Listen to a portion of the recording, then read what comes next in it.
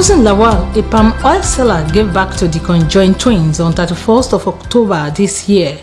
The father of the Conjoined twins, who were joined at the tummy with 3 legs and sharing many organs, is a pepper grinder. According to Tosin Lawal, the family have 7 children before the new addition. She is appealing to well-meaning Nigerians to come to her aid so the children can live. Mo fẹ́ kí wọ́n ràn mí lọ́wọ́ lórí wọn náà ni pé epo pupa mò ń tà. Ìrànlọ́wọ́ láti pé kí wọ́n ràn mí lọ́wọ́ lórí wọn láti ṣe operation àtowó. Mo nídìí owó, oúnjẹ àti ẹni táwọn ọmọ nídìí.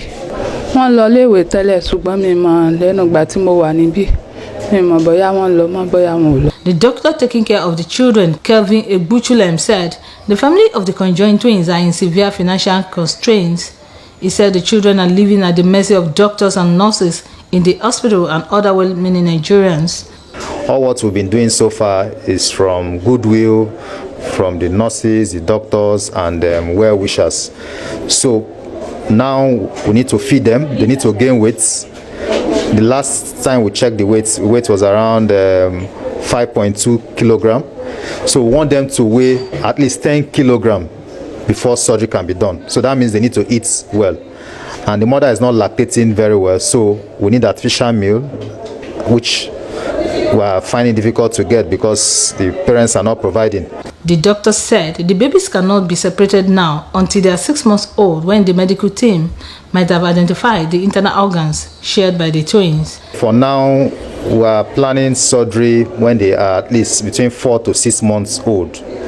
And before that time, we need to do some investigations such as CT scan, MRI. They'll be able to tell us the functionality of the heart, even though they have 2 different hearts, but we want to know how strong they are to withstand surgery. To also know the functionality of the kidneys, even though they have 4 kidneys, which is 2 each. But with the ultrasound scan we've done, showed that just 1 each is actually functional. When this reporter carried the babies, one was sleeping and the other was awake. Well-meaning Nigerians should come to the aid of Tosin Lawal and her husband so that the Conjoined twins and the other 7 children can live. Dugbe Fentola, BCS News. The video that you have just concluded watching was produced by the Broadcasting Corporation of Oyo State in 2023. It was a video that was produced with the sole aim of finding help for the Conjoined twins, Rodiat and Moridat Lawal. Well, I'm making this video today to inform the public that the twins did not find help. Instead, they are dead today. Rodiat and Moridat died on the 7th of January 2024. I received news of their death from their father himself, Fatai Lawal, when I spoke to him about 5 days ago on the phone. He informed me that the challenge that the children have because they are conjoined and they have to share certain organ, he suspects that they succumbed to the disease or to the whole burden of sharing one organ. Fatai is very lightly educated, and basically he shared what he knows. We do not know what killed those children, and I suspect that they would have been buried according to Islamic rites right now.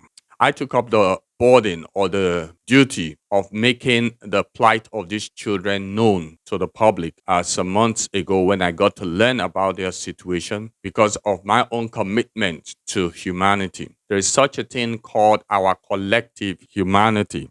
It is the reason why, as human beings, we pay attention to the underprivileged. There's none of us who have not gone through challenges in this world. So we seek to at least alleviate the challenges and the problems of people who are underprivileged. It is also the reason why government makes funds available for social concerns and render help to the poor and so on and so forth. It is the reason why society, at least modern society, pays attention to the whole matter of education. The blessing of education is that a child from a family that is not known anywhere, that has no social standing anywhere, a child with an education can rise from the depth. He can rise from the rungs of society to the height of society with simply a good education and with a bright mind and with grace of heart to be able to contribute to society, to solving societal problems. Okay, these are the reason why we have this whole idea of building our collective humanity. Okay, now when we do not pay attention to our collective humanity, or when we do not pay attention to the humanity of our neighbor, what happens is that society becomes endangered. Okay, there have been revolutions in the past. There have been revolutions in the past. There has been something called the French Revolution that was brought about because of the scarcity of bread in France in the late 18th century. And what happened basically is that when the people did not have anything to eat, they turned on the rich. Okay, so if we do not want a situation where our society will degenerate to full-blown disorder and anarchy and revolution, we as privileged people must pay attention to the situation of the underprivileged. Okay, so when Rodiat and Moridat Lawal died, who is to be held culpable? It is very easy for one to look at their situation and even suspect some hanky-panky in their death. When I heard about about their death, the first thing that came to my mind was poisoning, but nobody, and I want to say this, none of us can point an accusing finger to even the parent of these children, as long as we did not lend a hand to help them. Okay, when we check at the last count, when we check the cost of separating conjoined twins, the least amount we came about was $300,000. That's the least amount. That is a fund that there's nobody that can afford that kind of money. In fact, the state government might not be able to afford that kind of money. They might have to resort to funding from the federal. Okay, so it was a lot of money.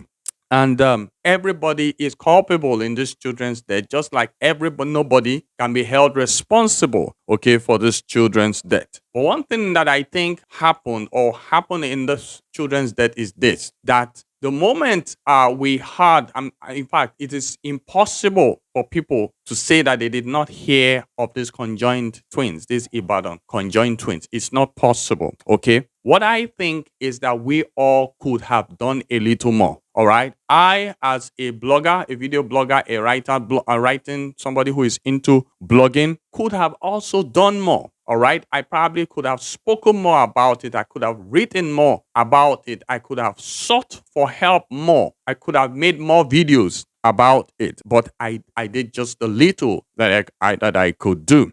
Okay, I think also that the hospital where the children were born, UCH, could have done more. To the credit of UCH, they lent a lot of help to this family. They granted them waivers. They took care of them. Doctors, nurses, just like that video showed, rendered a lot of help to those children. But I think they could have done more, especially when we went to them and we tried to get the medical report on the children. It took some 3 months for that medical report to have been written. It could have been written in about a week, or two. And then, we could have been able to write the report and make it public and solicit for funds. All of us could have done more. The state government could have done more. I spoke to the doctor in charge of the case of the conjoined twins, and he said that he approached even the state government, though he didn't see the governor, but he spoke to some of the aides of the governor who promised to let the governor know about the situation. And I do not believe that the governor of Oyo State was not aware of the case of these children, because radio stations made their case public. Bloggers wrote about it.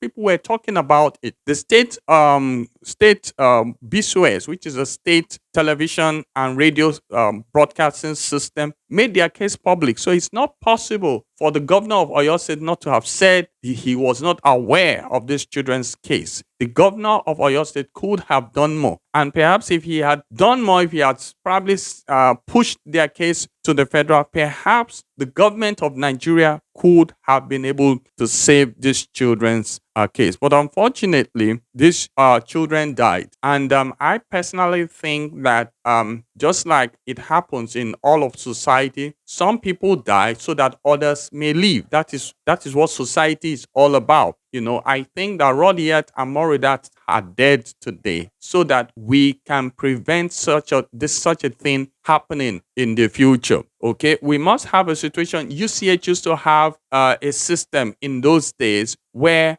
very, very indigent patients could be catered for. They had funds for it, where very, very indigent patients could be catered for. But unfortunately, with the degeneration of so many things in society, that facility has been taken away. It has been eroded. You know, it's no longer functional. But I think that the government can put in such into its tertiary hospitals where people who are very, very indigent can be catered for, and the government can pay for their medical bills and their care.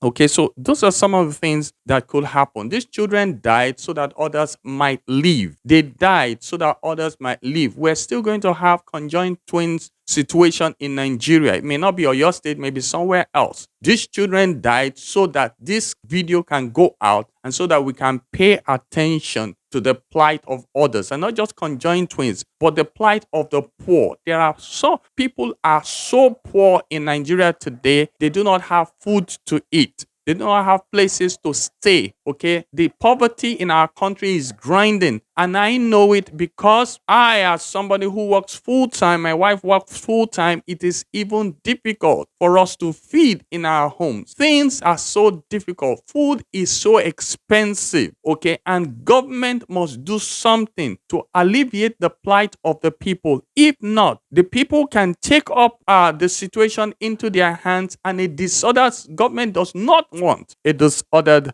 society. So why am I making this video? Number one, I am not making this video to blame anybody. I think that all of us did our best concerning these children, but I think that we could have done more. That is what I think, okay? I also do not want a situation where the families of these children are beginning to be investigated, all right? Whatever effort is going to be put to investigate the death of these children should have been put into sustaining them when they were alive, okay? So whoever goes to Fatai and Tosin Lawal and begin to ask questions should ask himself also the same question: what did you do for these children when they were alive? Okay, the long and short of this video is this: we can build a society of relative equality. And I mean relative. It means that everybody is not going to be the same in society, but there should be some relative equality in the sense that this whole society, where we have a strata of the stupendously rich on one hand and the mind-boggling poor on the other hand, is not a healthy society. We need a society where we have most people in the middle,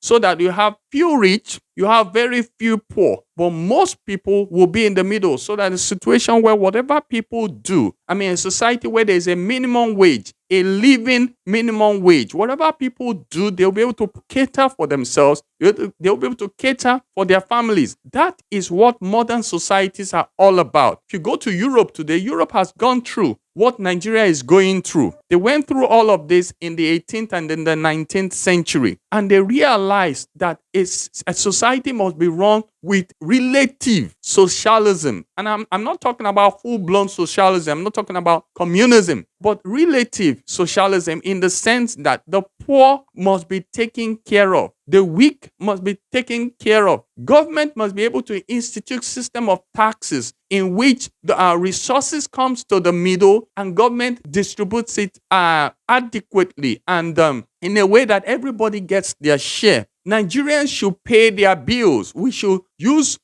pay our bills so that government can get money, so that government can take care and do the things that government around the world does. With that, government will be able to build hospitals, build schools, they'll be able to do the roads and so on. If we do not pay our taxes, if we do not pay our bills, if we continue to bypass NEPA, government will not have the resources to do the things that government should do. And when government receives this fund, by all means, government should not swallow up these funds with the kind of raging corruption that Nigeria is known for. Okay? Where there is corruption, the anti-graft and the anti-corruption agencies should do their job and ensure that all of these people who are stealing the nation's money are brought to book with nobody above the law. This thing should be able to be applied to everybody, regardless of the party that you belong to in the country. All right, so we must fix this country. We must have relative equality. We must have a situation where most of the people live in the middle, or something we call the middle class. All right, so that we do not have a situation where there is envy or where there is a tendency toward violence, or even this whole stealing and this violence and this corruption and this insurgency that pervades our land. We must fix this country, and the ideas for fixing the country, the policies for fixing this country will have to come from the seat of government. We must have people in power that are thinking these issues through. All right, Moridat and Rodiat are dead today because they came to a country that does not love them, that does not care for them, a country where the underprivileged are not cared for, a country where the poor is not cared for, a country where there's such deep religious divide, and the fact that they come probably from a Muslim family, Christians don't give a damn about them. All right? We must give a damn about these people because these people are human beings. Rodiat and Moridat were not rats. They were not goats. They were human beings. And the same way we will cater for our children or for the child of somebody else who is a Christian, is the same way the churches should have, when they heard about this, should have catered for these children. Okay, so I'm going to end my video with an ode, a poem that I've written to Rodiat and Moridat. It reads, "When I saw you at the hospital, both of your eyes were calling for help. This was the lot given to you too, a burden we were all expected to share. But we failed you, Rodiat. Oh, this country killed you, Moridat. Rodiat, you could have become a doctor. Moridat, you could have become a senator. All of that are mere wishes. All of that have become bare stories. My confidence, however, is that you did not die in vain. In the providence of God, your death will give voice to the power God. Your death will give voice to the poor to say, a nation should give strength to the weak and not devour its helpless. Nigeria, with all hands on deck, can become a nation of our dreams, a place of the selfless. Rodiat and Moridat were bound in innocence on earth. These two girls are today free in heaven's wisdom. It is you and I that must bear what is left of them." I want to thank God for the opportunity to make this video. It's really been very pressing. I also want to thank some people who rendered help. I reached out to the foundations of investigative journalism, and Mr. Fisayo Shiombo sent a young man called Tola to Ibadan to help investigate the story. They published one story on the matter to give the public an idea of what these young girls, these young babies went through, and their plan was to follow up that with another story, but they couldn't write that story without the medical report, and that medical report took forever for it to be written. The young girls are dead now.